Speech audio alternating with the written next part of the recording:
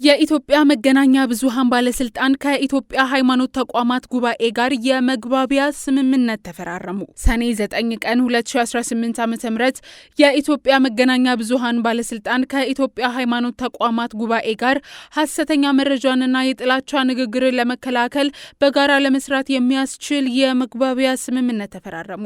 የመግባቢያ ስምምነቱን የኢትዮጵያ መገናኛ ብዙሃን ባለስልጣን ዋና ዳይሬክተር ክብርት ሃይማኖት ዘለቀና የኢትዮጵያ የሃይማኖት ተቋማት ጉባኤ ጠቅላይ ጸሐፊ ሊቀ ትጉሃን ቀሲስ ታጋይ ታደለ ፈርመዋል።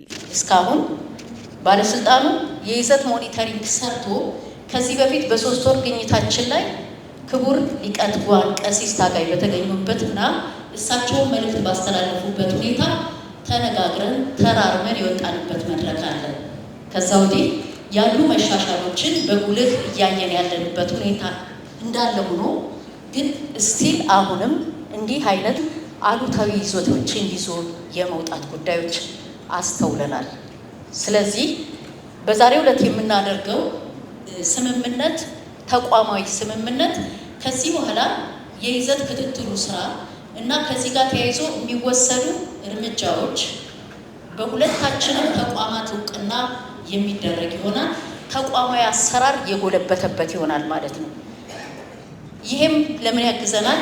በተለይም በሃይማኖት ተቋማት ጉባኤ አማካኝነት የእምነት አባቶች አውቀውት የእምነት አባቶች አምነውበት ስህተት እንደሆነ ገስጸው አስተምረው መክረው ከዛ በኋላ እነሱና ህዝባችን ደግሞ በ9192 በሚጠቁመን መሰረት ባለስልጣኑ ወደ አስተዳደራዊ እርምጃ ይገባል ማለት ነው።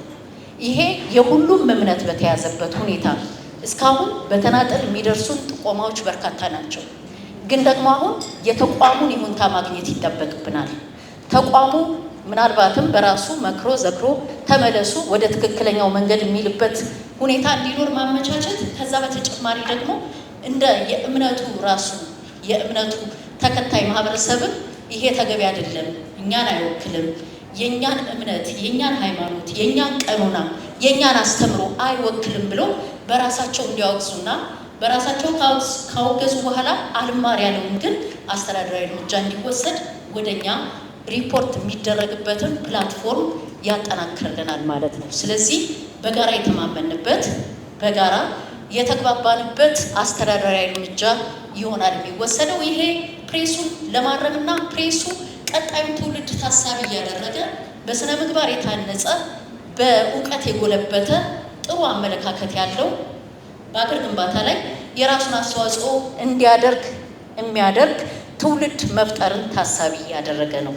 የኢትዮጵያ መገናኛ ብዙሃን ባለስልጣን ዋና ዳይሬክተር ክብርት ሃይማኖት ዘለቀ በአሁኑ ጊዜ በባለስልጣን መስሪያ ቤቱ ፍቃድ የተሰጣቸው 51 የሃይማኖት መገናኛ ብዙሃኖች መኖራቸውን በመግለጽ ያልተመዘገቡ በተለይም በዲጂታል ዘርፉ ላይ የተሰማሩ በመሆኑ የጥላቻ ንግግርና ሐሰተኛ መረጃ ስርጭትን ለመቆጣጠር የአስቸኳይ ጥሪ አገልግሎትና ኤማ የተሰኘ ሰው ሰራሽ አስተውሎት መተግበሪያ አማካኝነት ለመቆጣጠር እየሰራ እንደሚገኝ ገልጸዋል። የኢትዮጵያ ሃይማኖት ተቋማት ጉባኤ ጠቅላይ ጸሐፊ ሊቀ ትጉሃን ቀሲስ ታጋይ ታደለ በበኩላቸው የመግባቢያ ስምምነቱ 5 ዓላማዎች ያሉት መሆኑን ገልጸዋል። በዛሬው ዕለት የሚካሄደው የጋራ ስምምነት 5 ዋና ዋና ዓላማዎች ላይ ትኩረት አድርጎ የሚሰራ ነው። የመጀመሪያው ሰላምን ማጽናትና አብሮነትን ማጠናከር። ሀገር የሚዲያ ሚና ሮሉ ትልቅ ከመሆኑ አንፃር ሰላም ላይ አተኩረው እንዲሰሩ ሚዲያዎቻችን ይጠበቃሉ። ሁለተኛው የሃይማኖትን ሚዲያና የሃይማኖት ዘገባዎች የሀገራችንን ሕግ የገቡትን የፍቃድ ስምምነት ውል እና ሙያዊ ምግባር ያከበረ መሆኑን ማገዝ ነው። ሶስተኛው እየተስፋፋ የመጣው ተደጋግሞ ሲነገር እንደነበረ ከፍተኛ የሆነ የጥላቻ ንግግሮች አሉ። በተለያዩ በሚኒስትሪ ሚዲያዎች በሃይማኖት ሚዲያዎችም ጭምር የጥላቻ ንግግሮች ሲካሄዱ ዘመቻ ሲከናወንባቸው እናያቸዋለን። ስለዚህ እነዚህ የጥላቻ ንግግርና የሐሰተኛ መረጃ ስርጭትን ያልተጣራ በትክክልም መሬት ላይ የሌለ እነዚህ እየተፈበረኩ ያሉት ይህንን በማሳለጥ ረገድ ደግሞ እያገዝናቸው ያለን ሚዲያዎች ከውልና ከስምምነታችን ያፈነገጡ መሆናቸውን በመረዳት እነዚህን መከላከልና መግታት ዓላማ ያደረገ ነው የዛሬው ስምምነት። አራተኛው ልዩነትን ጠብቆ ያው በተፈጥሮ ሁላችንም የተለያየ ልንሆን እንችላለን። በአመለካከት፣ በሃይማኖት፣ በቋንቋ፣ በብሔር፣ በዘር በተለያየ መልኩ በአስተሳሰባችንም ጭምር እንለያያለን።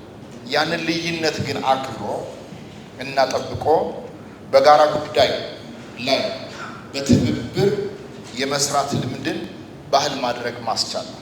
አምስተኛው የአቅም ግንባታና የግንዛቤ ማጎልበቻ ስራዎቻችንን በጋራ በማካሄድ አቅምን የመገንባት ስራዎችን መስራት ነው። ውስንነት ባሉባቸው፣ ክፍተቶች ባሉባቸው ቦታዎችና የአቅም ማጎልበት ስራ እንዲጨምሩ ማድረግ ይሄ አንዱ የስምምነት አካል አድርገን እንወስዳለን። ጠቅላይ ጸሐፊው የሃይማኖት ሚዲያዎች በበኩላቸው እኔነት ላይ ሳይሆን መቀራረብ ላይ በማተኮር ሕግና ደንብን በመጠበቅ እንዲሰሩ የሚጠበቅ መሆኑን አመላክተዋል። በመግባቢያ ስምምነቱ የሃይማኖት ተቋማት መገናኛ ብዙሃን የራሳቸው ምክር ቤት ለማቋቋም እየሰራ መሆኑ ተገልጿል።